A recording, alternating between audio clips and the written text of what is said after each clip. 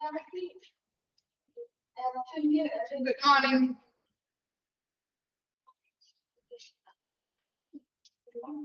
Good morning. പിള്ളേര് കുറവാണല്ലോ. എന്ത് പറ്റി? ക്രിസ്മസ് ആഘോഷം തുടങ്ങിയോ? എവിടെ വരെയായി ക്രിസ്മസ് ആഘോഷമൊക്കെ? സ്റ്റാറൊക്കെ കിട്ടില്ലേ? പുൽക്കൂടൊക്കെ കിട്ടിയോ? ആ, ആരംഭിച്ചു അല്ലേ? ഓക്കെ.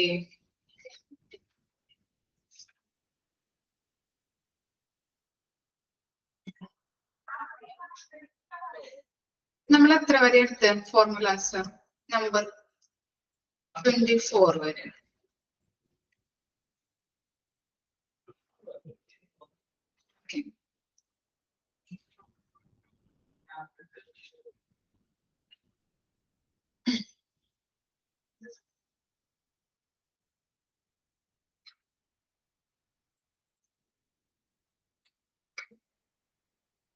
ഓക്കെ. നാളെ തുടങ്ങി ക്ലാസ്സിലല്ലേ? ഇൻഫർമേഷൻ വന്നോ? ഇല്ല. ഓക്കെ ഓക്കെ, എത്തില്ല. ഓഫീസിൽ നിന്ന് അറിയിക്കും കേട്ടോ. എത്ര ദിവസമാണ് ലീവ് എന്നുള്ളത് അറിയില്ല, ഓഫീസിൽ നിന്ന് അറിയിക്കും. ഓക്കെ, സന്തോഷമായി എല്ലാവർക്കും. കുട്ടികളൊക്കെ വെക്കേഷനിൽ അല്ലെ, 10 ദിവസം വെക്കേഷൻ ഉണ്ടാവുമ്പോ സന്തോഷായല്ലേ? ഓക്കെ. അതിനിടയിൽ കുറച്ച് നേരം കിട്ടുന്നത് പഠിച്ചു തുടങ്ങിക്കോളൂ കേട്ടോ. ഫെബ്രുവരി ഒക്കെ ആകുമ്പോൾ നമ്മുടെ പോർഷൻസ് കംപ്ലീറ്റ് ആക്കും. അത് കഴിഞ്ഞിട്ട് എക്സാംസ് ഉണ്ടാവും. അപ്പൊ കുറച്ച് നേരം ഓരോ ദിവസവും ഇല്ല, പഠിക്കില്ല. എന്തുപറ്റി? ആ, ഓക്കെ. ഇമോജി ഒക്കെ മാറിപ്പോയതാ. ഓക്കെ. അപ്പൊ ഒരു മണിക്കൂറെങ്കിലും നമ്മുടെ ഈ പോർഷൻസിലേക്ക് നമ്മൾ പറഞ്ഞിട്ടുണ്ടായിരുന്നു എന്താ 3ഉം 4ഉം ഇത്തിരി ബുദ്ധിമുട്ടുണ്ടെന്ന് അല്ലെ, ലെങ്തി ചാപ്റ്റേഴ്സ് ആണ്. അപ്പൊ ഇടയ്ക്കിടയ്ക്ക് നമ്മുടെ ഫോർമുലാസ് വായിച്ചു നോക്കുക. അതുപോലെ തന്നെയുള്ള മറ്റു ചാപ്റ്റേഴ്സ് ഒക്കെ ജസ്റ്റ് ഒന്ന് വായിച്ചു നോക്കുക. എടുക്കുന്നത് അന്നു തന്നെ എടുത്ത് പഠിക്കാനായിട്ട് ശ്രമിക്കാം കേട്ടോ. അതുപോലെ തന്നെ എത്ര വരെയാണ് വെക്കേഷൻ എന്ന് അറിയില്ല, എത്ര ദിവസം ഉണ്ടെന്നുള്ളത്. അപ്പൊ വെക്കേഷൻ കിട്ടുന്നതനുസരിച്ച്, ടൈം കിട്ടുന്നതനുസരിച്ച് നമ്മുടെ ചാപ്റ്റേഴ്സ് ഒന്ന് റിവൈസ് ചെയ്യാനായിട്ട് ശ്രമിക്കാം. ഓക്കെ, പഠിക്കും എല്ലാവരും. എവിടെ പഠിക്കാനല്ലേ?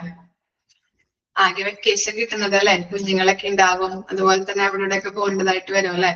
ടൂറ് പോകുന്നുണ്ടോ ആരെങ്കിലൊക്കെ വെക്കേഷൻ ടൈമില്? അനു പോകുന്നുണ്ട്. ഇല്ല,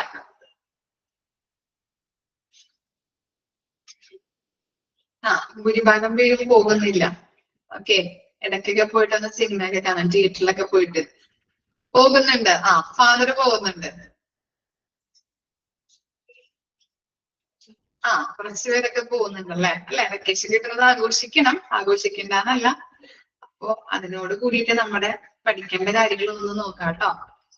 ഓക്കെ, മറന്നു പോകരുത്. അപ്പൊ നമ്മുടെ പോർഷൻസ് ഒക്കെ കംപ്ലീറ്റ്. ഇപ്പോ 4ാമത്തെ മൊഡ്യൂൾ ആയല്ലേ ടീച്ചേഴ്സ് എടുക്കുന്നത്. എല്ലാവരും 4th മൊഡ്യൂൾസ് സ്റ്റാർട്ട് ചെയ്ത് തുടങ്ങിയോ?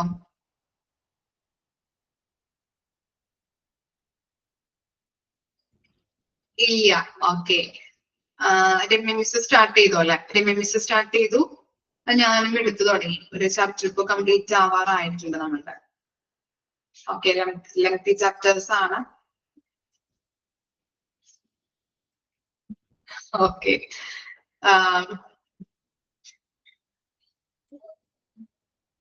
Okay okay. 2 ടീച്ചേഴ്സ് ആണ് എടുത്ത് തുടങ്ങിയിട്ടുള്ളത് അല്ലെ? നിഷ മിസ് സ്റ്റാർട്ട് ചെയ്തോ?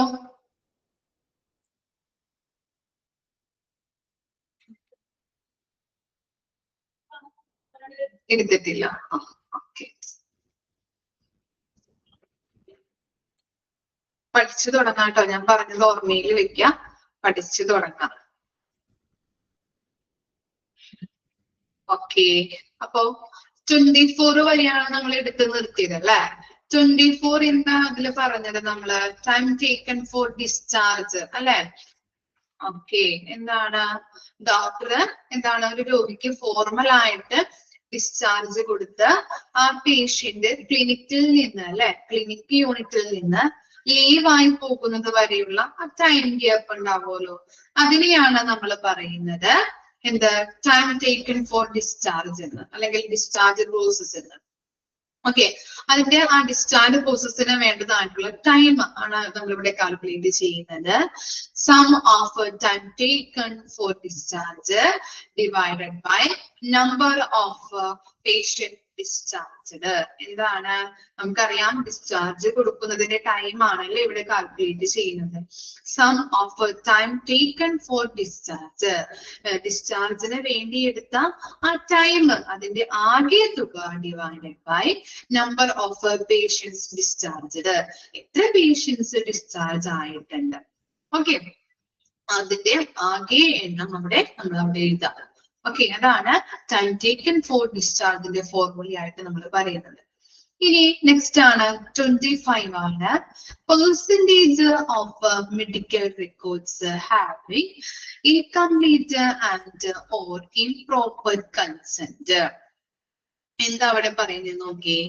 Informed consent is A type of consent in which the health care provider has a duty to initiate his or her patient about the procedure, its potential risk and benefits, alternative procedure or treatment with their risk and benefits, so as to make the patient able to take an informed decision of his or her health care. ഇവിടെ ഉദ്ദേശിക്കുന്നത്, നമ്മളൊരു പേഷ്യന്റിന് പുതിയതായിട്ട് ഇപ്പൊ എന്തെങ്കിലും ട്രീറ്റ്മെന്റുകൾ നമ്മൾ കൊടുക്കുമ്പോൾ അല്ലെ, പുതിയതായിട്ട് ട്രീറ്റ്മെന്റ് ചെയ്യാമെന്ന് ഡോക്ടർ പറയുമ്പോൾ ഡോക്ടർ രോഗിയോടോ അല്ലെങ്കിൽ ഫാമിലീസിനോടോ പറയണം അല്ലെ, നമ്മൾ പുതിയതായിട്ട് ഈ രോഗത്തിന്, ഇപ്പൊ റെയർ കേസുള്ള എന്തെങ്കിലും രോഗങ്ങളൊക്കെ ആണെങ്കിൽ, നമ്മളിപ്പോ ക്യാൻസർ തന്നെ എടുക്കാം. ക്യാൻസറിന് നമ്മളിപ്പോ എന്താണ്, ഏത് സ്റ്റേജ് ആണെന്നൊക്കെ ഐഡന്റിഫൈ ചെയ്യുമ്പോൾ നമ്മൾ കീമോ സ്റ്റാർട്ട് ചെയ്യേണ്ടതുണ്ട്. അല്ലെങ്കിൽ എന്താണ്, പ്രായപൂർത്തിയായിട്ടുള്ള രോഗികളൊക്കെ ആണെങ്കിൽ കീമോ ചെയ്തിട്ട് കാര്യമില്ല, മരുന്ന് തന്നെ തുടരാം. അങ്ങനെയുള്ള കാര്യങ്ങൾ നമ്മൾ ഡോക്ടറോട് നമ്മൾ ചോദിച്ച് മനസ്സിലാക്കാറുണ്ട്. ഇനി എന്താണ് ചെയ്യേണ്ടത്, ഇനി ഏത് സ്റ്റെപ്പ് നമ്മൾ എടുക്കേണ്ടത് എന്നുള്ളതല്ലേ. ഏതെങ്കിലും രോഗങ്ങൾ ഉണ്ടായിട്ടുണ്ടെങ്കിൽ, ഏതെങ്കിലും രോഗങ്ങളായിക്കോട്ടെ, ഇപ്പൊ ഡോക്ടർ നമ്മളോട് പറയാം ഇനി ഇന്ന മരുന്നുകള്, ഇന്ന ട്രീറ്റ്മെന്റിലൂടെ നമുക്ക് പോകാം. ഇന്ന് നമ്മളോട് ഡോക്ടർ എന്താണ്, ഒരു മീറ്റിംഗ് അല്ലെങ്കിൽ നമ്മൾ പറഞ്ഞിട്ടുണ്ട് അല്ലെ, ഒരു എന്താ പറയാ ഒരു മീറ്റിംഗ് അല്ലെങ്കിൽ ഡോക്ടറുമായിട്ട് സംസാരിച്ച് കൺസൾട്ടേഷൻ ചെയ്തുകൊണ്ട് നമ്മൾ ഒരു തീരുമാനങ്ങൾ നമ്മൾ എടുക്കാറുണ്ട് ഇല്ലേ, എന്തെങ്കിലും രോഗങ്ങളൊക്കെ നമ്മൾ വരുമ്പോ അല്ലെ. അപ്പൊ ചില കേസസുകളിൽ അപ്പൊ ഡോക്ടർ പറയാറുണ്ട് നമ്മളോട് ഇന്ന ട്രീറ്റ്മെന്റ് നമ്മൾ ചെയ്യേണ്ടതായിട്ടുണ്ട്, നെക്സ്റ്റ് സ്റ്റെപ്പ് ഇത് കഴിഞ്ഞിട്ട് നെക്സ്റ്റ് ഏതാണ് ചെയ്യേണ്ടത്, അങ്ങനെയുള്ള കാര്യങ്ങൾ ഡോക്ടർ നമുക്ക് പറഞ്ഞു തരും. ഇനി അതിന്റെ പോലെ തന്നെ ഇന്ന ട്രീറ്റ്മെന്റ് ചെയ്യുമ്പോൾ എന്താണ്, ഇന്ന മരുന്നുകൾ കഴിക്കുമ്പോൾ എന്താണ്, ചിലപ്പോ മുടി കൊഴിയാം, അല്ലെങ്കിൽ ഛർദില്, അല്ലെങ്കിൽ സൈഡ് എഫക്ട്സുകൾ എന്തെങ്കിലും ഉണ്ടെങ്കിൽ അതും ഡോക്ടേഴ്സ് നമ്മളോട് പറഞ്ഞു തരും ഇല്ലേ. അപ്പൊ അങ്ങനെയുള്ള കാര്യങ്ങൾ നമുക്ക് പറഞ്ഞു തന്നിട്ട് വേണം പുതിയതായിട്ടുള്ള ട്രീറ്റ്മെന്റുകൾ രോഗികൾക്ക് ചെയ്യാൻ വേണ്ടിയിട്ട്. രോഗിയോടോ അല്ലെങ്കിൽ ഫാമിലീസിനോടോ പറഞ്ഞിട്ട് അവരെ ബോധ്യവാന്മാരാക്കിയിട്ട് വേണം എന്ത് ചെയ്യാനായിട്ട്, ട്രീറ്റ്മെന്റുകൾ നടത്താനായിട്ട്. ഇനി അപ്പൊ അങ്ങനെയുള്ള ഒരു നടപടിക്രമത്തിലൂടെ വേണം ഹോസ്പിറ്റലുകാർ പോവാനായിട്ട്. എന്തെങ്കിലും റയർ കേസുള്ള അല്ലെങ്കിൽ രോഗിക്ക് എന്തെങ്കിലും ട്രീറ്റ്മെന്റുകൾ ചെയ്യേണ്ടതായിട്ടുണ്ടെങ്കിൽ അവരെ പറഞ്ഞ് ബോധ്യവാന്മാർക്കാം. ഇത്രയും ക്യാഷ് വരും, ഇത്രയും മരുന്നുകൾ നമുക്ക് കൊടുക്കേണ്ടതായിട്ട് വരും, അല്ലെങ്കിൽ ഇതിന് സൈഡ് എഫക്ട്സുകൾ ഉണ്ടാവും, കുറച്ചു ദിവസം മാത്രമേ ഉണ്ടാവുള്ളൂ, ഛർദിലുണ്ടാവും, മുടികൊഴിയും, അങ്ങനെയുള്ള കാര്യങ്ങൾ നമുക്ക് പറഞ്ഞു തന്നെ നമ്മൾ ബോധ്യവാന്മാരാക്കിയിട്ട് വേണം ഇങ്ങനെയുള്ള ട്രീറ്റ്മെന്റുകൾ ചെയ്യാനായിട്ട്. അപ്പൊ അങ്ങനെയുള്ള നടപടിക്രമങ്ങള് പാലിക്കേണ്ടത് അത്യാവശ്യമാണ്. ഇവിടെ എന്താ പറയുന്നത്, ചില ഹോസ്പിറ്റലിൽ നിന്നും ഇങ്ങനെയുള്ള ഫോർമാലിറ്റീസ് ചെയ്യാറില്ല. അതിന്റെ പെർസെന്റേജ് ആണ് നമ്മൾ ഇവിടെ കാൽക്കുലേറ്റ് ചെയ്യുന്നത്. ഓക്കെ, ചിലപ്പോ എന്താ, ഡോക്ടേഴ്സിന് ഇഷ്ടമുള്ള ട്രീറ്റ്മെന്റുകള്, ഡോക്ടേഴ്സിന് ഇഷ്ടമുള്ള സ്കാനുകൾ ചെയ്യും, ഡോക്ടേഴ്സിന് ഇഷ്ടമുള്ള മരുന്നുകൾ രോഗിക്ക് കൊടുക്കും. ചിലപ്പോ ഒരെണ്ണം കൊടുത്തിട്ട് പറ്റിയില്ല, എന്തെങ്കിലും ബുദ്ധിമുട്ടുകൾ ഉണ്ടെങ്കിൽ വേറെ മരുന്ന് ചെയ്താം. അപ്പൊ എന്താണ്, അതൊക്കെ വളരെ ബുദ്ധിമുട്ടാണ് അല്ലെ. ചില രോഗികൾക്ക് അങ്ങനെ കൊടുക്കുമ്പോ ചിലപ്പോ സൈഡ് എഫക്ട്സ് ആയിട്ട് വേറെ രോഗങ്ങൾ വരാറുണ്ട്. അല്ലെങ്കിൽ മരണപ്പെടാം അല്ലെ. രോഗികള് ഇങ്ങനെയുള്ള ഡോക്ടേഴ്സിന് ഇഷ്ടപ്രകാരം അത് കൊടുത്തിട്ട് അത് പറ്റിയില്ല അപ്പൊ വേറെ മരുന്ന് കൊടുക്കാം. അങ്ങനെ ചെയ്ത് കഴിഞ്ഞിട്ടുണ്ടെങ്കിൽ എന്താണ് രോഗികൾക്ക് എന്താണ് ഈ ഓരോ കാര്യങ്ങളും അവരുടെ ശരീരത്തിലേക്ക് ഇങ്ങനെ വ്യത്യസ്ത മരുന്നുകള് അല്ലെ, ആന്റിബയോട്ടിക്സ് ആയാലും വ്യത്യസ്ത മരുന്നുകൾ ഇങ്ങനെ കടക്കുന്നത് കൊണ്ട് തന്നെ ചിലപ്പോൾ അവർക്ക് ഇമ്മ്യൂണിറ്റി കിട്ടാതെ ചില രോഗികൾ മരണപ്പെടാറുണ്ട്. ഓക്കെ, അവരോട് പറയുന്നില്ല ഇങ്ങനെയുള്ള കാര്യങ്ങൾ ഉണ്ടാകുന്നുണ്ട്, ഇന്ന സൈഡ് എഫക്ട്സുകൾ ഉണ്ടാകുന്നുണ്ട് എന്നുള്ള കാര്യങ്ങൾ പറഞ്ഞ് ബോധ്യവാന്മാരാക്കിയിട്ട് വേണം ഇങ്ങനെയുള്ള മരുന്നുകൾ അവരുടെ ശരീരത്തിലേക്ക് കയറ്റാനായിട്ട്. പക്ഷെ അങ്ങനെയുള്ള കാര്യങ്ങളൊന്നും ചില ഹോസ്പിറ്റൽസിനോട് പറയാറില്ല. അതിന്റെ പെർസെന്റേജ് ആണ് നമ്മളിവിടെ കാൽക്കുലേറ്റ് ചെയ്യുന്നത്. ഓക്കെ, അപ്പൊ അതിന്റെ ഇത് നോക്കിയേ, അതിന്റെ ഫോർമുല നോക്കിയേ. Number of medical records having incomplete and divided by improper consent or number of discharges and death into 100. എന്താണ് അവിടെ പറയുന്നത്? കൃത്യമല്ലാത്ത സമ്മതങ്ങൾ. ചിലപ്പോ അവര് ചിലപ്പോ അവരോട് ചോദിച്ചിട്ടുണ്ടാവില്ല, ഫാമിലീസിനോടോ അല്ലെങ്കിൽ രോഗിയോടോ ചോദിക്കാതെയാണ് അവര് ചെയ്യുന്നത് അല്ലെ. അപ്പൊ അതാണ് അവിടെ പറയുന്നത്, കൃത്യമല്ലാത്ത സമ്മതങ്ങൾ എത്ര എണ്ണമാണ് മെഡിക്കൽ റെക്കോർഡ്സിൽ വന്നിരിക്കുന്നത്, അതേ ഡിവൈഡഡ് ബൈ കൃത്യമല്ലാത്ത ട്രീറ്റ്മെന്റിലൂടെ അല്ലെങ്കിൽ അവര് പറയാതെയുള്ള ട്രീറ്റ്മെന്റിലൂടെ പല റിസ്കുകള് പറഞ്ഞു കൊടുത്തിട്ടില്ല എന്ന് പറഞ്ഞുകൊണ്ട് രോഗികള് ചിലപ്പോ ഡിസ്ചാർജ് ആയി പോകാം, അല്ലെങ്കിൽ ചില രോഗികള് മരണപ്പെടാം. ഓക്കെ, അതേ ഇൻറ്റു 100. കിട്ടിയോ? മനസ്സിലായോ? കൃത്യമല്ലാത്ത സമ്മതങ്ങൾ എത്ര എണ്ണമാണ് ഈ മെഡിക്കൽ റെക്കോർഡ്സിൽ വന്നിരിക്കുന്നത്, അതേ ഡിവൈഡഡ് ബൈ കൃത്യമല്ലാത്ത റിസ്കുകൾ പറഞ്ഞു കൊടുക്കാതെ ചില രോഗികൾ മരണപ്പെടാം, അല്ലെങ്കിൽ കൃത്യമല്ലാത്ത കാര്യങ്ങൾ പറഞ്ഞു കൊടുത്തിട്ടില്ല, കൃത്യമായിട്ടുള്ള കാര്യങ്ങള് ഇന്ന സൈഡ് എഫക്ട്സുകൾ ഉണ്ടാവും, ഇന്ന കാര്യങ്ങൾ ഉണ്ടാവും എന്ന് രോഗികളോട് പറഞ്ഞു കൊടുത്തിട്ടില്ല എന്ന് പറഞ്ഞുകൊണ്ട് ചില രോഗികള് ഡിസ്ചാർജ് ആയി പോകാം. ഓക്കെ, അതേ ഇൻറ്റു 100. ഓക്കെ, ഇനി നെക്സ്റ്റ് ആണ് stock out rate of emergency medications. എന്താ സ്റ്റോക്ക് ഔട്ട് എന്ന് പറഞ്ഞാല്? എന്താ സ്റ്റോക്ക് ഔട്ട്? നമ്മള് materials മാനേജ്മെന്റിലൊക്കെ പഠിച്ചിട്ടുണ്ടാവുമല്ലോ stock out.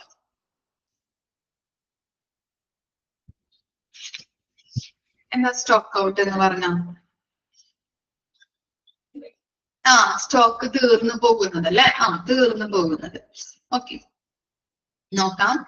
Stock out is an event which happens when the item listed as an emergency medications by the organizations is not available upon the requested requirements date in the organization.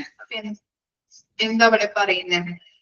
ഈ emergency medicines stock out ആയി പോകുന്നതിന്റെ rate എത്രത്തോളം ഉണ്ട് എന്നാണ് നമ്മളിവിടെ calculate ചെയ്യുന്നത്. ഹോസ്പിറ്റലിൽ ഇപ്പൊ കുറച്ച് എമർജൻസി മെഡിസിൻ ലിസ്റ്റുകൾ ഉണ്ടാവും. ആ എമർജൻസി മെഡിസിൻ ഏതൊക്കെയാണ് എന്നുള്ളത് ഒരു ലിസ്റ്റിൽ കൊടുത്തിട്ടുണ്ടാവും.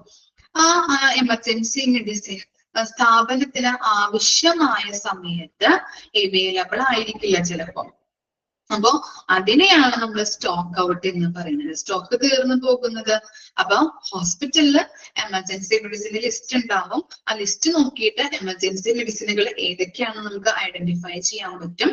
ചില സന്ദർഭങ്ങളില് ഹോസ്പിറ്റലില് ആവശ്യമായിട്ട് വരുമ്പോ, ഹോസ്പിറ്റലില് ഏതെങ്കിലും ഡിപ്പാർട്ട്മെന്റിലോ എവിടെയെങ്കിലൊക്കെ ആവശ്യമായിട്ട് വരുമ്പോ ഈ മരുന്നുകൾ നമ്മൾ നോക്കിക്കഴിഞ്ഞിട്ടുണ്ടെങ്കിൽ ചിലപ്പോ അവൈലബിൾ ആയിരിക്കില്ല. അതിനെയാണ് നമ്മള് സ്റ്റോക്ക് ഔട്ട് കൊണ്ട് ഉദ്ദേശിക്കുന്നത്. അതിന്റെ ഫോർമുല നോക്കിയേ. Number of stock out of emergency drugs divided by number of drugs listed as emergency drugs in hospital formulary into 100. അവിടെ ഇൻറ്റു കൊടുത്തിട്ടുണ്ടോ? നമ്മുടെ സ്ക്രീനിൽ കൊടുത്തിട്ടില്ല, അവിടെ പ്രിന്റിംഗ് മിസ്റ്റേക്ക് ഉണ്ട്. അപ്പോ ഇൻറ്റു കൊടുത്തിട്ടില്ല എന്നുണ്ടെങ്കിൽ ഹോസ്പിറ്റൽ ഫോർമുലറി ഇല്ല, അവിടെ കൊടുത്തിട്ടില്ല. അപ്പൊ അവിടെ ഒന്ന് ജസ്റ്റ് ഒന്ന് ഇൻറ്റു ചേർത്ത് കൊടുക്കാം കേട്ടോ. ഇൻറ്റു ചേർത്ത് കൊടുക്കാം. Okay, number of stock out of emergency drugs divided by number of drugs listed as emergency drugs in hospital formulary into 100. എന്താണ് എത്ര എമർജൻസി മെഡിസിനുകളാണ് സ്റ്റോക്ക് ഔട്ട് ആയി പോയിരിക്കുന്നത്, അതിന്റെ ടോട്ടൽ നമ്പർ ഡിവൈഡഡ് ബൈ എന്താണ് എത്ര എണ്ണമാണ് ലിസ്റ്റ് ചെയ്തിരിക്കുന്നത്. ഹോസ്പിറ്റൽ ഫോർമുലറിയില് എമർജൻസി മെഡിസിനുകളായിട്ട് എത്ര ഡ്രഗ്സുകൾ ലിസ്റ്റ് ഔട്ട് ചെയ്തിട്ടുണ്ട്, അതിന്റെ ടോട്ടൽ എണ്ണം ഇൻറ്റു 100. ഓക്കെ, എത്ര എണ്ണം സ്റ്റോക്ക് ഔട്ട് ആയി പോയി ഡിവൈഡഡ് ബൈ ഹോസ്പിറ്റലില് അല്ലെങ്കിൽ ഹോസ്പിറ്റൽ ഫോർമുലറിയില് എമർജൻസി മെഡിസിനുകളായിട്ട് എത്ര എണ്ണം നമ്മള് ലിസ്റ്റ് ഇട്ടിട്ടുണ്ട്. ഓക്കെ, ലിസ്റ്റ് ചെയ്തിരിക്കുന്നത് എത്ര എണ്ണമാണ്, അതിന്റെ ടോട്ടൽ നമ്പർ ഇൻറ്റു 100. ഇൻഡ് ചേർത്ത് കൊടുക്കാം കേട്ടോ. ഇൻഡ് അവിടെ ചേർത്തിട്ടില്ല, അവിടെ 100ന്റെ തൊട്ടടുത്തായിട്ട് ഇൻഡു ചേർത്ത് കൊടുക്കാം. ഓക്കെ, രണ്ട് ഫോർമുലാസ് ഒന്ന് വായിച്ചു നോക്കിയേ.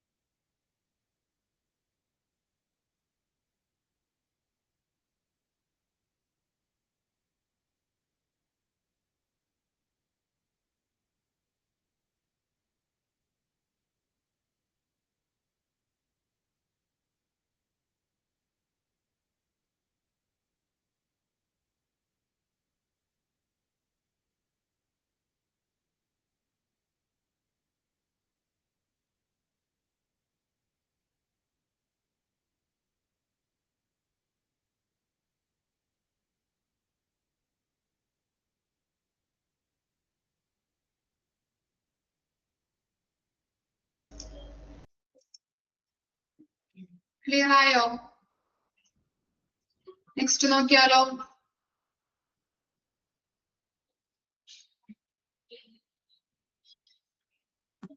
എന്തെങ്കിലും ഡൗട്ട്?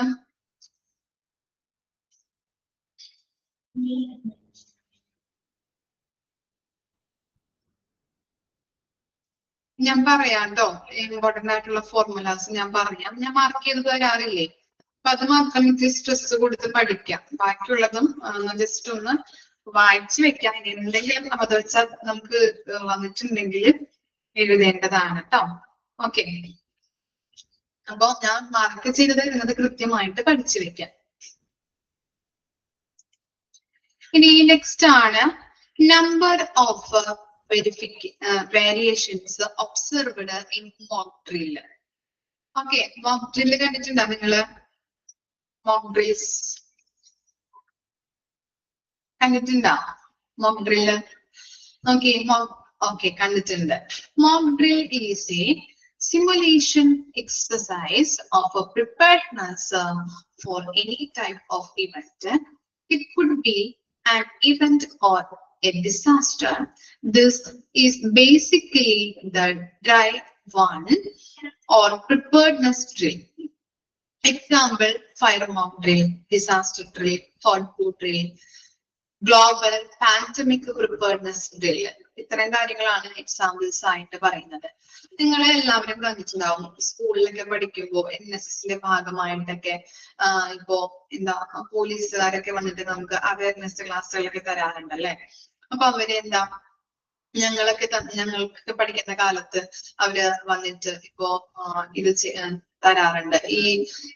ഇപ്പോ പെട്ടെന്ന് ഒരു മുതിർന്ന ഒരാൾ നമ്മൾ വഴിയിലൂടെ പോകുമ്പോൾ പെട്ടെന്ന് കുഴഞ്ഞു വീഴുകയാണെങ്കിൽ നമ്മൾ എന്താ ചെയ്യേണ്ടത്?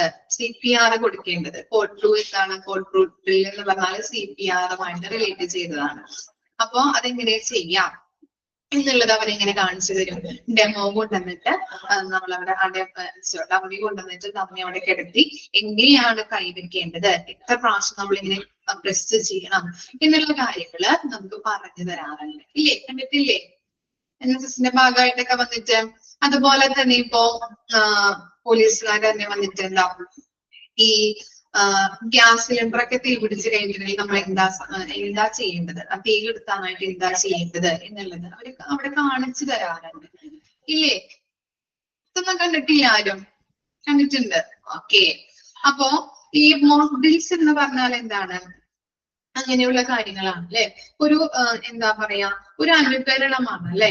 എന്തെങ്കിലും ഒരു ഇവന്റ്, എന്തെങ്കിലും ഒരു സംഭവം ഉണ്ടായിട്ടുണ്ടെങ്കിൽ നമ്മൾ പേടിച്ച് മാറി നിൽക്കുകയല്ല ചെയ്യേണ്ടത്. അതെങ്ങനെ നമ്മൾ തരണം ചെയ്യാൻ പറ്റും, അതെങ്ങനെ നമുക്ക് ഇപ്പോ തീ വന്നിട്ടുണ്ടെങ്കിൽ നമുക്ക് എങ്ങനെ കെടുത്താൻ പറ്റും. ഇനി ഒരാൾ നമ്മൾ വഴിയിൽ കൂടി പോകുമ്പോൾ കുഴഞ്ഞു വീഴുകയാണെങ്കിൽ അയാളെ എങ്ങനെ നമുക്ക് രക്ഷപ്പെടുത്താനായിട്ട് സാധിക്കുന്നുണ്ട്. അങ്ങനെയുള്ള കാര്യങ്ങളിലൂടെയാണ് ഒരു അനുകരണം, ഒരു എന്തെങ്കിലും സംഭവം സംഭവിച്ചു കഴിഞ്ഞിട്ടുണ്ടെങ്കിൽ നമുക്ക് എങ്ങനെ തരണം ചെയ്യാം എന്നുള്ളൊരു തയ്യാറെടുപ്പാണ് മോക്ക് ഡ്രിൽസ് എന്ന് പറയുന്നത്. ഓക്കെ, ഒരു ഡിസാസ്റ്റർ ആയിക്കോട്ടെ, ഒരു ഇവന്റ്, ഒരു സംഭവം ആയിക്കോട്ടെ, എന്ത് വന്നിട്ടുണ്ടെങ്കിലും നമ്മൾ അതിനെ തരണം ചെയ്യാനായിട്ട് സാധിക്കുന്നുണ്ട്. ഓക്കെ, എക്സാമ്പിൾ നോക്കാം. Fire mock drill. ഇപ്പൊ ഗ്യാസ് സിലിണ്ടർ തീ പിടിച്ചു കഴിഞ്ഞിട്ടുണ്ടെങ്കിൽ നമുക്ക് എങ്ങനെ അതിനെ കെടുത്താൻ പറ്റും. ഓക്കെ, ഡിസാസ്റ്റർ എന്ന് പറഞ്ഞാൽ എന്താ? ഇപ്പൊ ഫ്ലഡുകള്, അതുപോലെ തന്നെ പല കാര്യങ്ങളും അല്ലെ, ദുരന്തങ്ങൾ വന്നപ്പോ അല്ലെ. അപ്പൊ അതിൽ നിന്ന് ആളുകളെ എങ്ങനെ രക്ഷിക്കാം. കോഡ് ബ്ലൂ എന്ന് പറയുന്നത് CPR കൊടുക്കുന്നത് അല്ലെ. പിന്നെന്താ? ഗ്ലോബൽ പാൻഡമിക് പ്രിപ്പയർനെസ് ഡ്രിൽ എന്ന് പറഞ്ഞിട്ടുണ്ടെങ്കിൽ ആഗോളതലത്തിലുള്ള പകർച്ചവ്യാധികളൊക്കെ വന്നിട്ടുണ്ട് അല്ലെ. നിപ്പ, അതുപോലെ തന്നെ കൊറോണകള്. അപ്പൊ അങ്ങനെയുള്ള ഇങ്ങനെയുള്ള കാര്യങ്ങളൊക്കെ വരുമ്പോ മോക്ക് ഡ്രിൽസുകൾ സംഘടിപ്പിക്കാറുണ്ട്. അപ്പോ ഇതിലെ എന്ത് കാര്യങ്ങൾ, ഇപ്പൊ എന്തെങ്കിലും വ്യത്യാസങ്ങൾ ഇപ്പൊ ചില ആളുകൾ ചെയ്ത് കാണിക്കുമ്പോൾ നമ്മൾ എന്താ, പോലീസുകാരെ വന്നിട്ട് അത് ചെയ്ത് കാണിക്കുമ്പോ CPR കൊടുക്കുന്ന കാര്യങ്ങൾ നമ്മൾ ചെയ്ത് കാണിക്കുമ്പോൾ നമ്മൾ അതെങ്ങനെയാണ് നോക്കി നിരീക്ഷിക്കുകയാണ് ചെയ്യുന്നത് അല്ലെ. ഒബ്സർവ് ചെയ്ത് അതെങ്ങനെ കാണും അല്ലെ, അതെങ്ങനെ എത്ര പ്രാവശ്യം കൊടുക്കണം, കൈ എങ്ങനെയാണ് പിടിക്കേണ്ടത്, ആളെ എങ്ങനെ കെടുത്തണം അല്ലെ, നമ്മൾ എങ്ങനെയാണ് നിൽക്കേണ്ടത്, അതൊക്കെ എന്താ നമ്മൾ ഒബ്സർവ് ചെയ്യുകയാണ് ചെയ്യുന്നത്. അപ്പൊ അങ്ങനെ നിരീക്ഷിക്കുമ്പോ ഇപ്പൊ എന്താ, പല ആളുകളും ചെയ്ത് കാണിച്ചു തരാറുണ്ട് ഇല്ലേ. അപ്പൊ പലരും ചെയ്യുമ്പോ നമ്മളത് നിരീക്ഷിക്കുമ്പോ പലരുടെയും ചെയ്യുന്ന രീതികൾ വ്യത്യാസമാണ്. പലരും നിരീക്ഷിച്ച് മനസ്സിലാക്കുന്നത് വ്യത്യാസങ്ങളുണ്ട് ഇല്ലേ. ഇപ്പൊ ഞാൻ മനസ്സിലാക്കിയെടുക്കുന്നത് പോലെയല്ല ചിലപ്പോ എന്താ അലൻ മനസ്സിലാക്കുന്നത്, അല്ലെങ്കിൽ അർജുൻ മനസ്സിലാക്കുന്നത് പോലെയല്ല എന്താ അമൽജിത്ത് മനസ്സിലാക്കുന്നത് ഇല്ലേ. പലരും മനസ്സിലാക്കിയെടുക്കുന്നത് വ്യത്യാസങ്ങളുണ്ട്. ഓക്കെ, അപ്പൊ അതിലെ വ്യത്യാസങ്ങൾ ഉണ്ടാകുന്നുണ്ടോ, വ്യത്യാസപ്പെട്ടിട്ടുണ്ടോ? അപ്പൊ അങ്ങനെയുള്ള കാര്യങ്ങൾ, വ്യത്യാസങ്ങളുടെ എണ്ണങ്ങൾ, വ്യത്യാസം അല്ലെ, നമ്മൾ മോക്ക് ഡ്രിൽസ് നിരീക്ഷിക്കുമ്പോൾ ഉണ്ടാകുന്ന വ്യത്യാസങ്ങൾ, ഡിഫറൻസുകളുടെ എണ്ണമാണ് നമ്മൾ ഇവിടെ കണക്കാക്കുന്നത്. മനസ്സിലായോ? ഓക്കെ, അപ്പൊ അതിന്റെ ഫോർമുലാസ് നമ്മുടെ ഈ PDF കൊടുത്തിട്ടുണ്ട്. ഓക്കെ, നമുക്ക് നോക്കാം. Number of variations observed in a mock drill divided by total number of എന്നാക്കണം കേട്ടോ. അവിടെ ഒരു ഇതുണ്ട്, അവിടെ പ്രിന്റ് മിസ്റ്റേക്ക് ഉണ്ട്, അവിടെ ശ്രദ്ധിക്കാം. ഓന്നാക്കാട്ടോ. Total number of observation made into 100. അപ്പൊ എന്താണ് ഇവിടെ കൊടുത്തിരിക്കുന്നത്? Total number of variations observed in a mock drill divided by total number of observation made into 100. എന്താണ്? ഈ ഒരു മോക്ക് ഡ്രില്ല് നടത്തുമ്പോ അതിൽ എത്ര എണ്ണത്തിന് വ്യത്യാസങ്ങൾ ഉണ്ടാകുന്നുണ്ട്, അതേ ഡിവൈഡഡ് ബൈ നിരീക്ഷണങ്ങൾ നടത്തിയതിന്റെ എണ്ണം. നമ്മള് ഇപ്പോ ഒരാൾ ചെയ്തു, മറ്റൊരാള് ചെയ്ത് കാണിച്ചു തന്നു അല്ലെ, വേറൊരാളും ചെയ്തു കാണിച്ചു തന്നു. അപ്പൊ എന്താണ്, പലരെയും നമ്മൾ നിരീക്ഷിക്കുകയാണ് ചെയ്യുന്നത്. അപ്പൊ നമ്മളില് എത്ര എണ്ണത്തിനെയാണ് നമ്മൾ നിരീക്ഷിച്ചിട്ടുള്ളത്, അതിന്റെ ടോട്ടൽ നമ്പർ ഇൻറ്റു 100. കിട്ടിയോ? എന്താണ് പറഞ്ഞത്? ഒരു മോക്ക് ഡ്രിൽസ് നടത്തുമ്പോൾ എത്ര എണ്ണത്തിന് വ്യത്യാസങ്ങൾ വരുന്നുണ്ട്, വന്നു, അതിന്റെ ടോട്ടൽ നമ്പർ ഡിവൈഡഡ് ബൈ നമ്മൾ എത്ര എണ്ണം നിരീക്ഷിച്ചിട്ടുണ്ട്, അതിന്റെ ടോട്ടൽ നമ്പർ ഇൻറ്റു 100.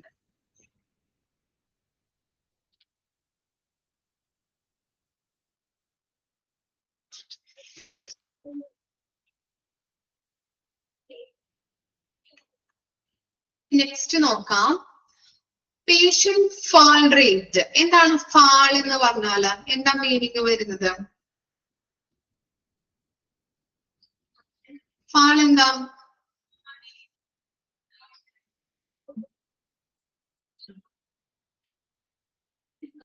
ഫാൾ എന്താണ്?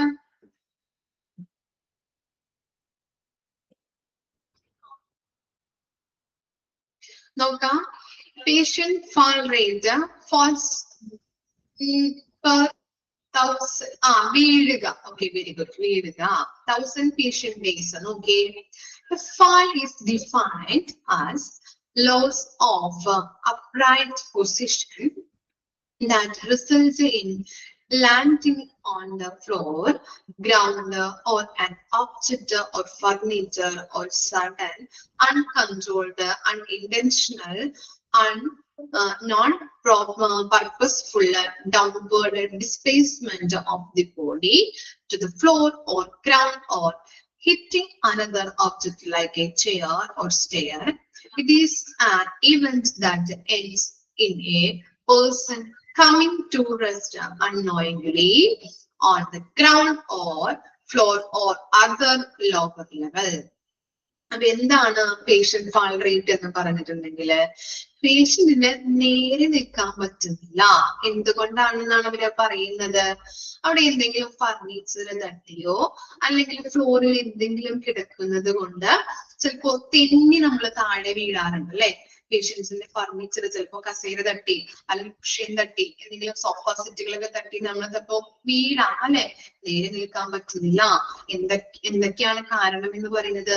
ഫർണിച്ചർ തട്ടിയോ അല്ലെങ്കിൽ ഫ്ലോറിൽ എന്തെങ്കിലും കിടക്കുന്നത് കൊണ്ട്, അത് ചവിട്ടി തെന്നിയിട്ടോ, ഇപ്പോ ടോയ്സ് ഒക്കെ കിടന്നു കഴിഞ്ഞിട്ടുണ്ടെങ്കിൽ എന്താണ്, നമ്മള് പെട്ടെന്ന് തെന്നി വീഴാറുണ്ട് അല്ലെ, ചവിട്ടിയിട്ട് നമ്മള് അല്ലെ അളന്ന് പോവാറുണ്ട് അല്ലെ. അതുപോലെ തന്നെ ഇപ്പൊ വെള്ളം കിടക്കുകയാണെങ്കിൽ അല്ലെങ്കിൽ എന്തെങ്കിലും എണ്ണ അങ്ങനെയുള്ള കാര്യങ്ങളൊക്കെ കിടക്കുമ്പോ അല്ലെ, പലർക്കും സംഭവിക്കുന്ന കാര്യങ്ങളാണല്ലേ. വീടുകളിലൊക്കെ നമ്മളും തെന്നി അല്ലെ, മനുഷ്യരാണ്, നമ്മളും തെന്നി നോക്കാതെ പെട്ടെന്നൊക്കെ നടക്കുമ്പോ അങ്ങനെ വീഴാറുണ്ട്. പേഷ്യൻസിന് ഇപ്പൊ ഫ്ലോറിൽ എന്തെങ്കിലും കിടക്കുന്നത് കൊണ്ടോ എന്തെങ്കിലും തട്ടിയിട്ടോ, ഫർണിച്ചറോ അല്ലെങ്കിൽ ചെയറോ അങ്ങനെ എന്തെങ്കിലും തട്ടിയിട്ടോ പേഷ്യൻസ് എന്താണ് താഴേക്ക് വീഴുന്നുണ്ട്. അപ്പൊ ഗ്രൗണ്ടിലോ ഫ്ലോറിലോ അല്ലെങ്കിൽ ലോവർ ലെവലിലേക്കോ എത്തുന്നതിനെയാണ് നമ്മള് ഫാൾ റേറ്റ് അല്ലെങ്കിൽ ഫാൾ എന്ന് പറയുന്നത്. പേഷ്യന്റ് താഴെ വീഴുക. ഓക്കെ, അതിന്റെ റേറ്റ് ആണ് നമ്മളിവിടെ കാൽക്കുലേറ്റ് ചെയ്യുന്നത്. നോക്കാം. Number of patient falls divided by number of patients patient days into 1000. അപ്പൊ എന്താണ് വീണ പേഷ്യൻസിന്റെ എണ്ണം അല്ലെ?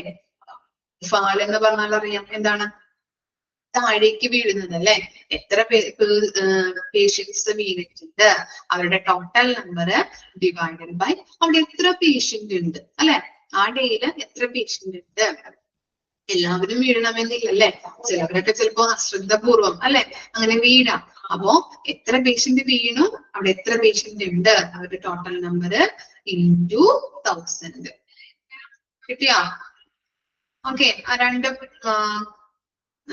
എന്താ ഫോർമുലാസ് ഒന്ന് വായിക്കാം കേട്ടോ.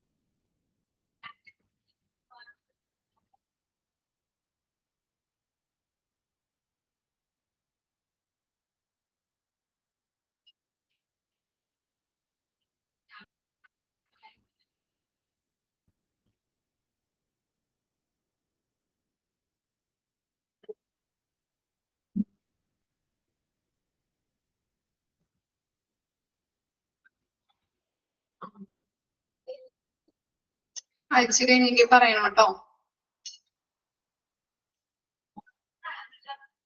ഓക്കെ,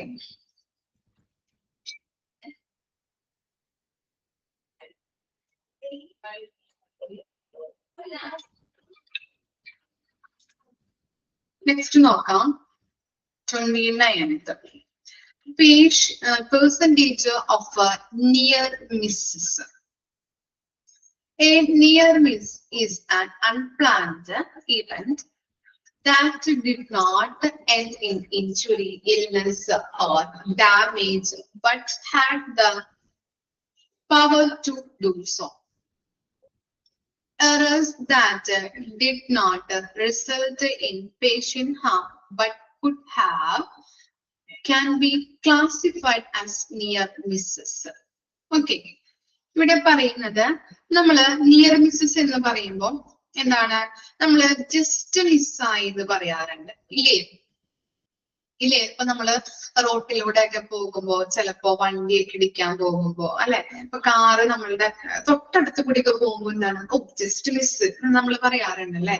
ഇപ്പൊ തന്നെ ഇടിച്ചാനെ അല്ലെങ്കിൽ ഇപ്പൊ തന്നെ വീണാനെ എന്ന് നമ്മൾ പറയാറുണ്ട് അല്ലെ? പറയാറുണ്ട്, എല്ലാവരും പറയുന്നതാണ് അല്ലെ ജസ്റ്റ് മിസ്സായി എന്നുള്ളത്. അത് തന്നെയാണ് അവിടെ ജസ്റ്റ് എന്താ നിയർ മിസ്സസ് കൊണ്ട് ഉദ്ദേശിക്കുന്നത്. ഫോർ എക്സാമ്പിൾ വേറൊരെണ്ണം കൂടി പറയാം. ഇപ്പോ ഹോസ്പിറ്റലിൽ ഇപ്പോ എന്താ സർജറിക്ക് ഒരു പേഷ്യന്റിനെ കയറ്റി. അപ്പൊ സർജറി ചെയ്യേണ്ടത് അദ്ദേഹത്തിന്റെ ഒരു ഷോൾഡറിന്റെ ഭാഗത്താണ്. അപ്പോ ഡോക്ടർ എന്ത് ചെയ്തു? അനസ്തേഷ്യസ്റ്റ് ഉണ്ട് അവിടെ. അപ്പോ അനസ്തേഷ്യ കൊടുത്ത് കിടത്തിയിരിക്കുന്നു. ആ സമയത്ത് അത് സർജറി ചെയ്യാൻ പോകുമ്പോ അനസ്തേഷ്യസ്റ്റിന്റെ ഒരു ശ്രദ്ധയിൽപ്പെട്ടിട്ട് അദ്ദേഹം ഈ സർജറി ചെയ്യാൻ പോകുന്നത് കൈത്തണ്ടയിലായിരുന്നു ശരിക്കും ഷോൾഡറിൽ ചെയ്യേണ്ട ഒരു സർജറി എന്ത് ചെയ്തു, കൈത്തണ്ടയിൽ ചെയ്യാനായിട്ട് പോയി. അപ്പൊ അനസ്തീഷ്യസ്റ്റ് അതിന്റെ ശ്രദ്ധയിൽപ്പെട്ടു. അദ്ദേഹം പറഞ്ഞ് അത് എന്താണ് ഷോൾഡറിന്റെ ഭാഗത്ത് തന്നെ ചെയ്തു. അപ്പൊ എന്താണത്, നമുക്കറിയാം സർജൻസ് ഒക്കെ അല്ലെ വളരെ തിരക്കും കാര്യങ്ങളൊക്കെ ഉള്ള ആളാണ്. പക്ഷെ എന്നാലും നമ്മൾ ശ്രദ്ധിച്ച് ചെയ്യേണ്ട കാര്യങ്ങളാണ് അല്ലെ. പെട്ടെന്ന് തന്നെ അത് ഷോൾഡറിൽ ചെയ്യേണ്ട കാര്യങ്ങള് പെട്ടെന്ന് എന്ത് ചെയ്തു, കൈത്തണ്ടയിൽ ചെയ്യാനായിട്ട് പോയി. അങ്ങനെ ഒരാളുടെ ഇടപെടുന്നത് കാരണം അല്ലെ, അനസ്തീഷ്യസ്റ്റ് ഇടപെട്ട് അത് എന്ത് ചെയ്തു, അത് കറക്റ്റ് ഭാഗത്തേക്ക് അല്ലെ. അപ്പൊ അതെന്താണ്, സർജറി ചെയ്യേണ്ടത് മാറി ചെയ്താലും പക്ഷെ ഒരാളുടെ ശ്രദ്ധ മൂലം അല്ലെ ഒരു ചിലപ്പോ അപകടം ഉണ്ടാകാനായിട്ടുള്ള സാധ്യത ഉണ്ടായിരുന്നു അല്ലെ. നമ്മള് ഇപ്പോ വണ്ടി ഇടിക്കാൻ പോയിട്ടുണ്ടെങ്കിലും അപകടം ഉണ്ടായാനേ, അല്ലെങ്കിൽ അപകടം ഉണ്ടായി അത് ഉണ്ടാവാനായിട്ടുള്ള സാധ്യത ഉണ്ടായിരുന്നു, പക്ഷെ അപകടം ഉണ്ടായില്ല അല്ലെ. നമുക്ക് ഇഞ്ചുറീസ് ഉണ്ടാക്കാനായിട്ടുള്ള സാധ്യത ഉണ്ടായിരുന്നു, പക്ഷെ അതിനുള്ള പവർ അതിനുണ്ട് അല്ലെ. വണ്ടി ഇടിച്ചു പോയി കഴിഞ്ഞിട്ടുണ്ടെങ്കിൽ ചിലപ്പോൾ നമുക്ക് ഇഞ്ചുറി അല്ലെ, തല ഇടിച്ചു വീഴുകയോ അല്ലെങ്കിൽ തെറിച്ചു പോവുകയോ സംഭവിക്കാം അല്ലെ. ഇഞ്ചുറീസോ കനത്ത ആഘാതം ഒക്കെ ഉണ്ടാവാനായിട്ടുള്ള പവർ അതിനുണ്ട്. പക്ഷെ എന്താണ്, അങ്ങനെയുള്ള കാര്യങ്ങൾ സംഭവിച്ചില്ല. ക്ലിയർ ആയോ? അപ്പൊ അതിന്റെ റേറ്റ് ആണ് നമ്മളവിടെ കാൽക്കുലേറ്റ് ചെയ്യുന്നത്. ഒരു അപകടം ഉണ്ടാവാൻ പോയി, പക്ഷെ ഒരു ജസ്റ്റ് മിസ് അല്ലെ, അല്ലെങ്കിൽ ആരുടെയും ഒരു ശ്രദ്ധ, ഇപ്പൊ നമ്മൾ പറഞ്ഞു അനസ്തേഷ്യസിന്റെ ഒരു ശ്രദ്ധ കാരണം അത് അപകടം ഉണ്ടായാനേ, പക്ഷെ അപകടം ഉണ്ടായില്ല, സംഭവിച്ചില്ല. ഓക്കെ, അപ്പൊ അതാണ് നിയർ മിസ്സസ് കൊണ്ട് ഉദ്ദേശിക്കുന്നത്. ഓക്കെ, നിയർ മിസ്സസ് എന്ന് പറഞ്ഞിട്ടുണ്ടെങ്കിൽ എന്താണ്, നമ്മൾ പ്ലാൻ ചെയ്യാതെയുള്ള അല്ലെ, അൺപ്ലാൻഡ് ആയിട്ടുള്ള ഒരു ഇവന്റ് ആണ് അല്ലെ, സംഭവമാണ് അല്ലെ, പ്രതീക്ഷിക്കാതെ ഉള്ളത്. ഇപ്പൊ വണ്ടി ഇടിക്കാൻ പോയിരുന്നാ നമ്മൾ പ്രതീക്ഷിക്കാതെ ഉള്ള ഒരു ഇതാണ് അല്ലെ. നമ്മള് റോഡിലൂടെ ജസ്റ്റ് ഒന്ന് നടന്നു പോയി, പക്ഷെ എന്താണ് പെട്ടെന്ന് തന്നെ എന്താണ് വണ്ടി ഇടിക്കാനായിട്ടുള്ള ഒരു സാഹചര്യം അല്ലെ, ചിലപ്പോൾ ഇടിച്ചില്ല എന്നുള്ള രീതിയിലായല്ലേ. അൺപ്ലാൻഡ് ആയിട്ടുള്ള ഒരു ഇവന്റ് ആണ്. നമുക്കത് കനത്ത ആഘാതമോ ഇൽനെസ്സോ ഡാമേജോ ഉണ്ടാക്കാനായിട്ടുള്ള പവർ ഉണ്ടായാലും പക്ഷെ അത് സംഭവിച്ചില്ല. ഓക്കെ, അതിന്റെ ഫോർമുല നോക്കിയേ. നമ്പർ ഓഫ് എന്നാണ് അവിടെ, കുത്താണ്, കോമയല്ല. Number of near misses reported divided by number of incident reported into 100. എന്താ അവിടെ പറയുന്നത്, എന്താണ് എത്ര നിയർ മിസ്സസ് അല്ലെ, എത്ര എണ്ണം നിയർ മിസ്സസ് ആയി പോയിട്ടുണ്ട്. ഓക്കെ, എത്ര എണ്ണം നിയർ മിസ്സസ് ആയിട്ട് റിപ്പോർട്ട് ചെയ്തിട്ടുണ്ട്, അതിന്റെ ടോട്ടൽ നമ്പർ ഡിവൈഡഡ് ബൈ അവിടെ റിപ്പോർട്ട് ചെയ്ത സംഭവങ്ങളുടെ ആകെ എണ്ണം ഇൻറ്റു 100. ഓക്കെ, നിയർ മിസ്സസ് ആയിട്ട് എത്ര എണ്ണം റിപ്പോർട്ട് ചെയ്തിട്ടുണ്ട് ഡിവൈഡഡ് ബൈ അവിടെ എത്ര ടോട്ടൽ ഇൻസിഡന്റ് എത്ര എണ്ണം റിപ്പോർട്ട് ചെയ്തു ഇൻറ്റു 100. ക്ലിയർ അല്ലേ? ഇനി നെക്സ്റ്റ് നോക്കാം, incidents of needle stick injuries. Okay, needle stick injuries is a perforating stab wound from the needle that may result in exposure to blood or other body fluids. Needle stick injuries are wound caused by needles that accidentally puncture the skin. അപ്പൊ എന്താണ് needle stick injury എന്ന് പറഞ്ഞാൽ എന്താണ്? Needle stick injury എന്ന് പറഞ്ഞാല് എന്തായിരിക്കാം? Stab എന്ന് പറഞ്ഞാൽ എന്താ? സ്റ്റാബ് ഈ നമ്മള് സൂചിയൊക്കെ കൊണ്ട് ചിലപ്പോ പെട്ടെന്ന് മുറിയുകയാണെങ്കിൽ അല്ലെ, അല്ലെങ്കിൽ പെട്ടെന്ന് എന്തെങ്കിലും സംഭവിക്കുകയാണെങ്കിൽ എന്താണ്, നമ്മുടെ കയ്യിലോ അല്ലെങ്കിൽ എവിടെയെങ്കിലും ഒക്കെ കൊണ്ട് കഴിഞ്ഞിട്ടുണ്ടെങ്കിൽ എന്ത് സംഭവിക്കും? സൂചി കൊണ്ട് എന്താ സംഭവിക്കാം? ഒന്നും സംഭവിക്കില്ല. നമ്മുടെ സൂചി കൊണ്ട് കയ്യിൽ കുത്തി കഴിഞ്ഞിട്ടുണ്ടെങ്കിൽ എന്താ സംഭവിക്കാം? മുറിയും അല്ലെ. അവിടെ എന്തുണ്ടാവും? നമ്മുടെ സ്കിന്നിന്റെ അവിടെ ഒരു സുഷിരം ഉണ്ടാവും അല്ലെ. സ്റ്റാബ് എന്ന് പറഞ്ഞാൽ ഒരു സുഷിരമാണ്. അവിടെ മുറിയും. മുറിഞ്ഞിട്ട് എന്ത് സംഭവിക്കും? എന്ത് വരും? ബ്ലഡ് വരും അല്ലെ, അല്ലെങ്കിൽ ബോഡി ഫ്ലൂയിഡ്സ് വരും അല്ലെ, ബ്ലഡുകൾ വരാറുണ്ട് അല്ലെ. അപ്പൊ അതിന്റെ ഇൻസിഡൻസ് ഓഫ് നീഡിൽ സ്റ്റിക്ക് ഇഞ്ചുറീസിന്റെ റേറ്റ് ആണ് ഇവിടെ കാൽക്കുലേറ്റ് ചെയ്യുന്നത്. എന്തെങ്കിലും കാരണങ്ങൾ കൊണ്ട് നീഡിൽ സ്റ്റിക്ക് ഇഞ്ചുറീസ് സംഭവിച്ചു കഴിഞ്ഞാൽ, നമ്മുടെ സൂചി കൊണ്ട് നമ്മുടെ കയ്യിലോ എവിടെയെങ്കിലൊക്കെ കുത്തി കഴിഞ്ഞാൽ അവിടെ എന്തുണ്ടാവും? വൗണ്ട് അല്ലെ, ആ മുറിവിൽ നിന്ന് എന്ത് വരും? ബ്ലഡ് വരാനായിട്ട് ഇടവരുന്നുണ്ട്. ഓക്കെ. അപ്പൊ അത് നമ്മൾ മനഃപൂർവ്വം അല്ലെ, മനഃപൂർവ്വം അല്ല, അറിയാതെ ആക്സിഡന്റലി സംഭവിക്കുന്നതാണ് അല്ലെ ആ പഞ്ചർ ഉണ്ടാകുന്നത്. എങ്ങനെയാണ്? അറിയാതെ എന്തെങ്കിലും ആക്സിഡന്റലി എന്താണ് അറിയാതെ നമ്മൾ സംഭവിക്കുന്നതാണ്. ഇപ്പൊ നമ്മൾ എവിടെയെങ്കിലൊക്കെ നമ്മളെ സാരിക്കോ അല്ലെങ്കിൽ ചുരിദാറിനൊക്കെ പിന്നൊക്കെ കുത്തുമ്പോ അല്ലെ, പെട്ടെന്ന് ഇങ്ങനെ കൈയൊക്കെ കൊണ്ട് പെട്ടെന്ന് കയ്യില് വരാറുണ്ട് അല്ലെ, ഈ എന്താ നീഡില് അല്ലെങ്കിൽ നമ്മുടെ ആ പിന്ന് നമ്മുടെ കയ്യിലേക്ക് കുത്തി കയറാറുണ്ട് ഇടയ്ക്ക് ഇല്ലേ? നമ്മൾ പെട്ടെന്ന് ധൃതിയിലൊക്കെ ഓരോ കാര്യങ്ങൾ ചെയ്യുമ്പോ ഇല്ലേ? പെൺകുട്ടികൾക്കാണ് സംഭവിക്കുന്നത് അല്ലെ.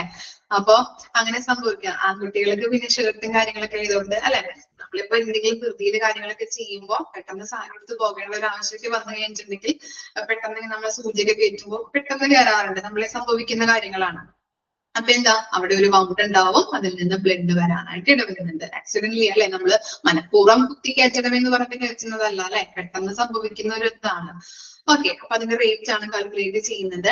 Number of parental exposures divided by number of inpatient days into 1000. എന്താണ് പാരന്റൽ എക്സ്പോഷർ എന്ന് പറഞ്ഞിട്ടുണ്ടെങ്കിൽ? പാരന്റൽ എക്സ്പോഷർ എന്ന് പറഞ്ഞാല് any injuries caused by any sharp objects. എന്താണ് പറയുന്നത്? എന്തെങ്കിലും ഷാർപ്പ് ഒബ്ജക്ട്സ് കൊണ്ട് ഇഞ്ചുറീസ് ഉണ്ടാകുന്നതിനെയാണ് പാരന്റൽ എക്സ്പോഷർ എന്ന് പറയുന്നത് കേട്ടോ. Okay. Any injuries caused by any sharp objects, എന്തെങ്കിലും നീഡിൽസ് കൊണ്ട് ഷാർപ്പ് ഒബ്ജക്ട്സ് കൊണ്ട് മുറിവുണ്ടാകുന്നതിനെയാണ് പാരന്റൽ എക്സ്പോഷേഴ്സ് എന്ന് പറയുന്നത് കേട്ടോ. അപ്പൊ എന്താണ് പാരന്റൽ എക്സ്പോഷർ എത്ര എണ്ണം ഉണ്ടായിട്ടുണ്ട് ഡിവൈഡഡ് ബൈ അവിടെ എത്ര ഇൻപേഷ്യൻസ് ആണ് ഉള്ളത് അവരുടെ നമ്പർ ഇൻടു 1000. ഓക്കെ. അതാണ് അതിന്റെ ഫോർമുല ആയിട്ട് വരുന്നത്. എന്താണ് പാരന്റൽ എക്സ്പോഷർ എത്ര എണ്ണം ഉണ്ടായിട്ടുണ്ട് ഡിവൈഡഡ് ബൈ അവിടെ എത്ര ഇൻപേഷ്യൻസ് ഉണ്ട് അവരുടെ ടോട്ടൽ നമ്പർ ഇൻടു 1000.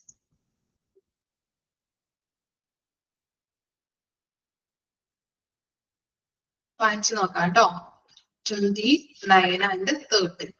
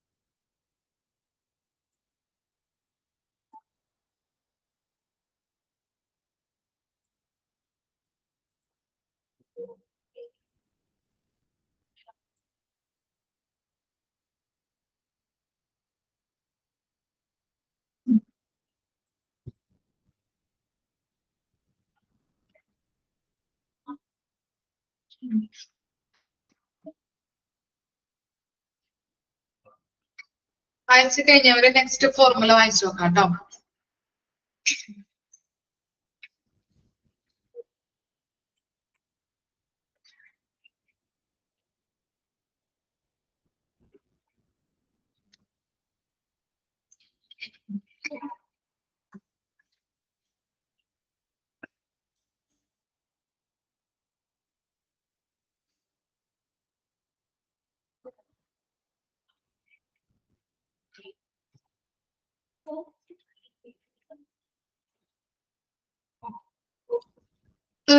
അല്ലേ?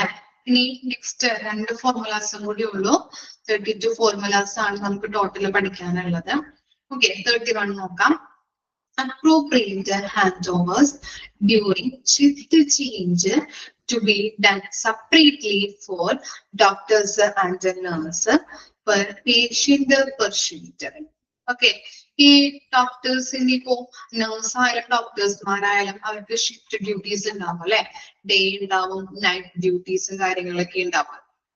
ഓക്കെ, അങ്ങനെ നൈറ്റ് ഡ്യൂട്ടീസും കാര്യങ്ങളൊക്കെ ഉണ്ടാകുമ്പോ എന്താണ്, ഡേ വന്ന ഡോക്ടേഴ്സുമാരുടെ ആ പ്രോപ്പർ ആയിട്ടുള്ള എന്താണ് റിപ്പോർട്ടുകൾ അല്ലെ, മെഡിക്കൽ റെക്കോർഡുകൾ അവര് കറക്റ്റ് ആയിട്ട് അവർ കൈമാറേണ്ടത് അത്യാവശ്യമാണ്. എന്തിനു വേണ്ടിയിട്ടാണ്, അവരുടെ ട്രീറ്റ്മെന്റിന്റെ ഭാഗമായിട്ടും അവർക്ക് കൊടുക്കുന്ന മരുന്നിന്റെ ഭാഗമായിട്ടൊക്കെ നമ്മൾ കറക്റ്റ് ആയിട്ട് നമ്മൾ എന്താ റെക്കോർഡ് ചെയ്ത് വെച്ചിട്ടുണ്ടെങ്കിൽ മാത്രമാണ് ഈ നൈറ്റിൽ വരുന്ന ഡോക്ടേഴ്സിനായാലും നഴ്സുമാർക്കായാലും പ്രോപ്പർ ആയിട്ടുള്ള കണ്ടിന്യൂസ് ആയിട്ടുള്ള ട്രീറ്റ്മെന്റ് കൊടുക്കാനായിട്ട് പറ്റുള്ളൂ. ഇല്ലേ, നമ്മൾ പഠിച്ചിട്ടുണ്ട് നഴ്സിംഗ് അഡ്മിനിസ്ട്രേഷനിലൊക്കെ പഠിച്ചിട്ടുണ്ടാ, ഓർമ്മയുണ്ടാ ആ കാര്യങ്ങൾ പറഞ്ഞത്?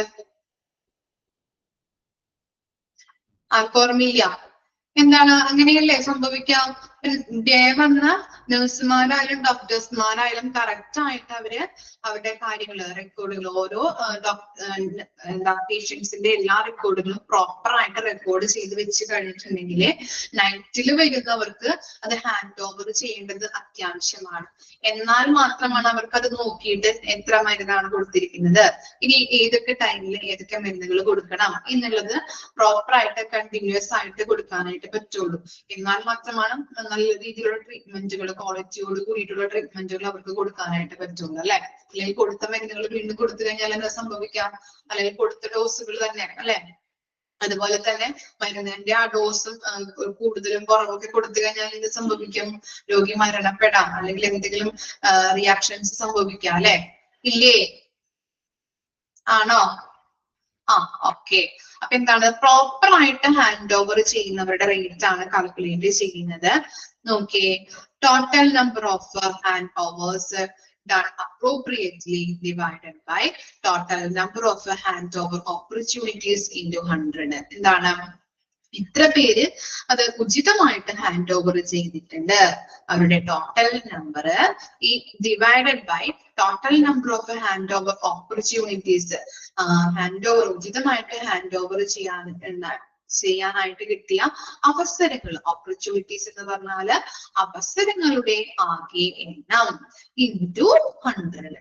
ഓക്കെ, എത്ര പേര് കറക്റ്റ് ആയിട്ട് ഹാൻഡ് ഓവർ ചെയ്തിട്ടുണ്ട് ഡിവൈഡഡ് ബൈ എത്ര എണ്ണം ഹാൻഡ് ഓവർ പ്രോപ്പർ ആയിട്ട് ഹാൻഡ് ഓവർ ചെയ്യാനായിട്ടുള്ള അവസരങ്ങൾ എത്ര എണ്ണമാണുള്ളത്, അത് ഇൻറ്റു 100. ഓക്കെ ആണോ? ഇനി next, complaints related to medication, prescription in capitals.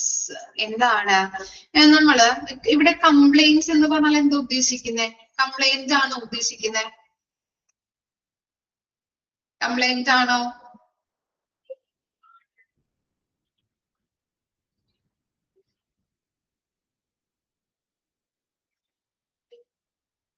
Complaint ആയിരിക്കും അല്ലെ? അല്ല, പാലിക്കുക. ഇവിടെ എന്താ മീനിങ് വരുന്നത്? പാലിക്കുക അല്ലെ. ഡോക്ടേഴ്സ്മാരുടെ പ്രിസ്ക്രിപ്ഷൻ തരുമ്പോൾ നമ്മൾ ശ്രദ്ധിച്ചിട്ടുണ്ടോ, നമ്മൾ വായിച്ചു നോക്കിയിട്ടുണ്ടോ? അതെങ്ങനെയാ, ഏത് ലെറ്റേഴ്സിൽ എഴുതേണ്ടത് അറിയോ? ഏത് ലെറ്റേഴ്സിൽ എഴുതേണ്ടതെന്ന്?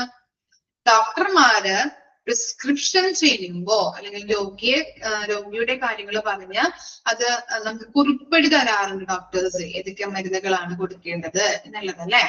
ഓക്കെ, എന്നിട്ടാണ് നമ്മൾ ആ പ്രിസ്ക്രിപ്ഷൻ കൊണ്ടുപോയിട്ട് ഫാർമസിയിൽ കൊണ്ടുപോയിട്ട് മരുന്നുകൾ വാങ്ങിക്കുന്നത്. ആ പ്രിസ്ക്രിപ്ഷനില് ഡോക്ടേഴ്സുമാർ എഴുതുന്നത് ഏത് ലെറ്റേഴ്സിലാകണം? ക്യാപിറ്റൽ ലെറ്റേഴ്സിലാകണം. അത് നിർബന്ധമാണ്, അതുപോലെ തന്നെ അത് നിയമമാണ്.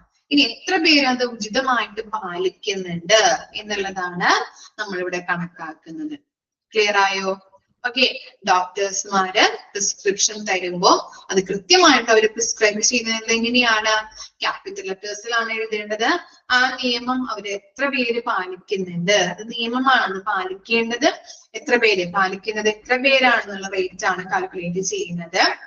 നോക്കാം formula, total number of prescriptions in capital letters divided by total number of prescriptions into 100. എന്താണ്, എത്ര പേര് അത് കൃത്യമായിട്ട് പാലിച്ച് ക്യാപിറ്റൽ ലെറ്റേഴ്സിൽ എഴുതിയിട്ടുണ്ട്, അവരുടെ ടോട്ടൽ നമ്പർ ഡിവൈഡഡ് ബൈ എത്ര പ്രിസ്ക്രിപ്ഷൻസ് ഉണ്ട് അതിന്റെ ടോട്ടൽ നമ്പർ into 100. ചിലപ്പോൾ എല്ലാവരും എഴുതണമെന്നില്ലല്ലേ, കൃത്യമായിട്ട് നമ്മൾ നിയമമാണ്, അത് കൃത്യമായിട്ട് എഴുതേണ്ടത് അത്യാവശ്യമാണ്.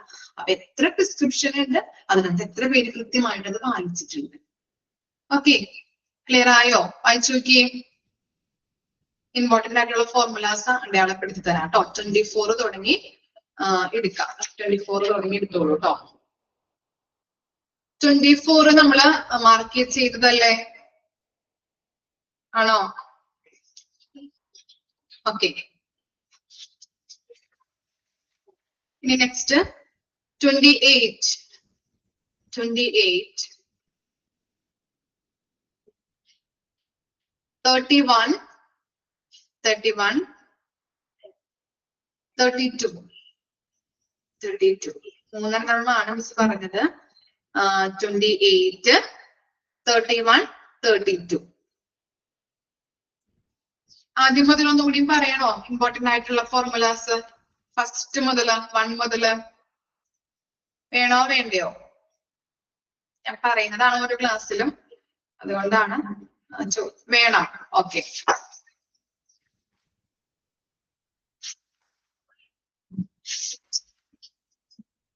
ഓക്കെ പറയാം കേട്ടോ. ആദ്യത്തെ പേജ് എടുക്കാം. നമ്പർ 1 മാർക്ക് ചെയ്യാം. 1 4 7 9 7 9 10 7 9 10 14 16 17 19 21 23 24 28 31 32.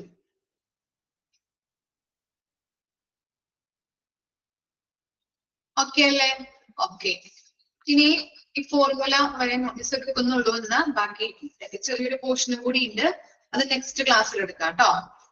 ഓക്കെ, അപ്പൊ ഇത്രയും വരെ വായിച്ച് മനസ്സിലാക്കിയിട്ട് വരാം.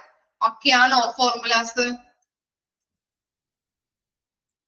ഓക്കെ, അപ്പോ എല്ലാവർക്കും happy Christmas.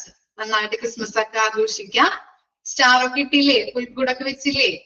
Okay, happy Christmas. എക്സാമിന് ഇമ്പോർട്ടന്റ് ഫോർമുല പഠിച്ചാൽ മതി. Okay, thank you.